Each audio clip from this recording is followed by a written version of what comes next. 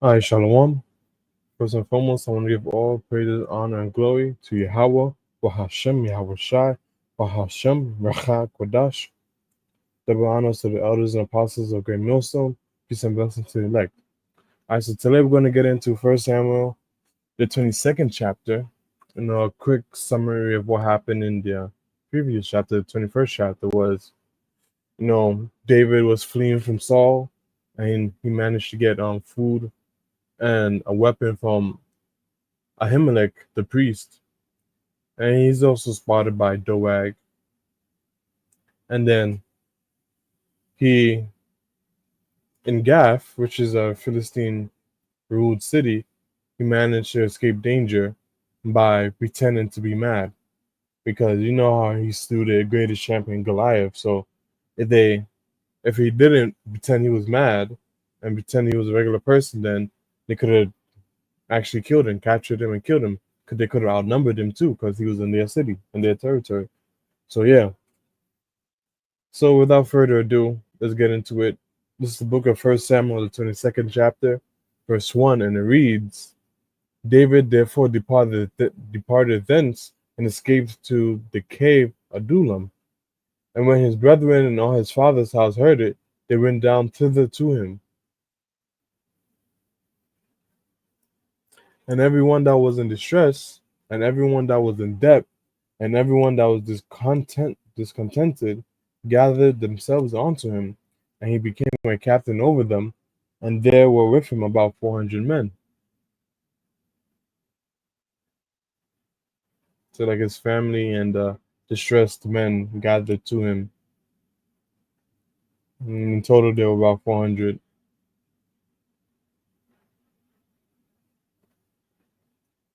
All right, verse 3. And David went thence to Mizpeh of Moab, and he said unto the king of Moab, Let my father and my mother, I pray thee, come forth and be with you, till I know what God will do for me. And he brought them before the king of Moab, and they dwelt with him all the while that David was in the hold. So right here, he just moved his parents to Moab so that they can be safe. And the prophet Gad said unto David, Abide not in the hold, depart, and get thee in the land of Judah. Then David departed and came into the forest of Hareth. And Saul heard that David was discovered, and the men that were with him. Now Saul abode in Gibeah. Let me see. I believe I'm pronouncing it wrong.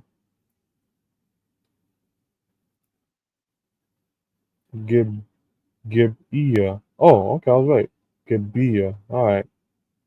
And now Saul abode in Gibeah under a tree in Ramah, having his spear in his hand, and all his servants were standing about him. Then Saul said unto his servants that stood about him, Hear now, ye Benjamites, for the son of Jesse give every one of you fields and vineyards, and make you all captains of thousands and captains of hundreds, that all of you have conspired against me, and there is none that showeth me that my son have made a league with the son of Jesse, and there is none of you that is sorry for me, and sheweth unto me that my son have stirred up my servant against me to lie and wait as at this day. So right here you have, the prophet Gad told David to leave and go to the land of Judah. And then now you have Saul. He heard about where David was at, and then he started complaining to his servants and basically accusing them of siding with David because none of them told him that his son Jonathan and Jesse, his son Jonathan and David have basically made a covenant with each other, and they had each other's back. A little bitch thing to do, but yeah.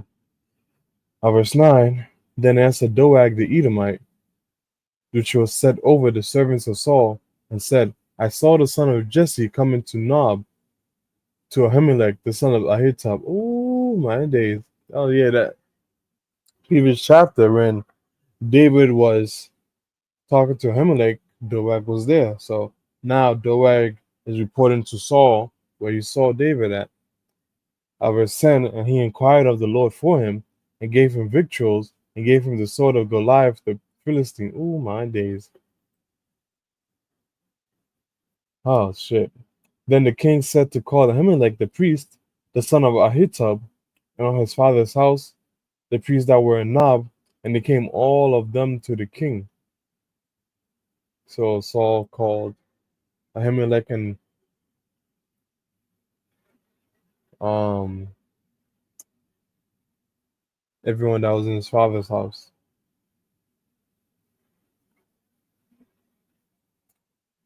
Um, verse 12, and Saul said, Hear now, thy son of Ahitub. And he answered, Here am I, my lord. And Saul said unto him, Why have ye conspired against me, thou and the son of Jesse, and thou that hast given him bread and a sword that and hast inquired of God for him, that he should rise against me to lie in wait as at this day? Then Ahimelech answered the king and said, And who is so faithful among all thy servants as David, which is the king's son in law, and goeth at thy bidding, and is honorable in thine house? Then I began to inquire of God for him. Be it far from me, let not the king impute anything unto his servant, nor to all the house of my father, for thy servant knew nothing of all this, less and more. So, right here you have Saul. He brought forth Ahimelech in his father's house and accused Ahimelech of plotting against Saul, basically, and teaming up with David. And then Ahimelech is right here just defending his innocence because he didn't know nothing of it. And from his knowledge, David was Saul's loyal servant. So, like, hey. And the king said, Thou shalt surely die, Ahimelech, thou and all thy father's house. And the king said, And the king said unto the footmen that stood about him, Turn and slay the priests of the Lord. Ooh, because the hand also is with David, and because they knew when he fled and did not show it to me. But the servants of the king would not put forth their hand to fall upon the priests of the Lord. Yeah, because they knew Ahimelech was innocent. So it's like they couldn't do it. And the king said to Doeg, Turn thou and fall upon the priests. And Doeg the Edomite turned, and he fell upon the priests, and slew on that day 85 persons that did wear the linen ephod. A score is 20, so 20 times 4 is 80, and 5, and is basically like in math, and is addition, so 80 plus 5, so Doeg slew 85 people, and Ahimelech in his father's house. Damn. And Nob, the city of priests, smote he with the edge of the sword both man and woman, children and sucklings, and oxen and asses and sheep with the edge of the sword. So after Doeg killed the 85 priests, he went on and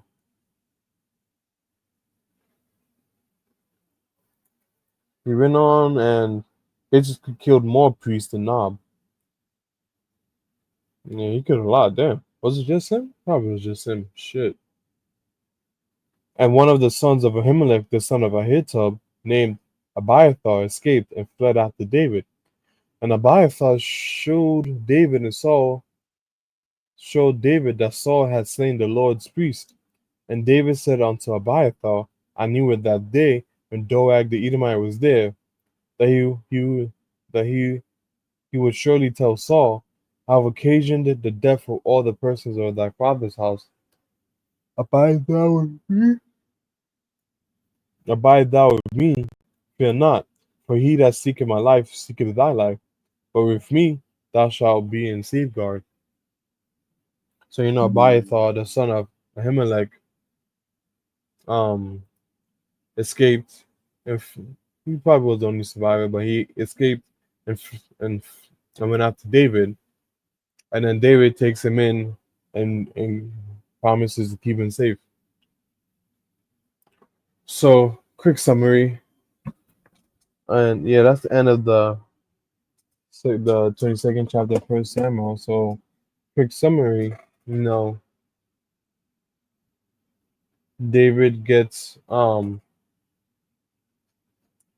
people to follow after him, and he secured his family's safety. And Mitzvah of Moab, and then you know Saul had called. Saul went to Ahimelech and basically pressed. Did he pressed? No, basically uh that word I can't think of it right now, but charged. Basically charged Ahimelech with treason and betrayal. So he ended up ordering Doeg the Edomite to kill Ahimelech and his father's house, and then the priest, the people in Nob, which is which Nob was also called the city of priests. So he smote a lot of people in there, both men and women, child and sucklings, even the animals. And then you have Abiathar, Ahimelech's son, which escaped and went after David, and then David took them in. So yeah, that's basically it for First Samuel the 22nd chapter. Our run was edifying. Lord willing, we get back into it in the 23rd chapter.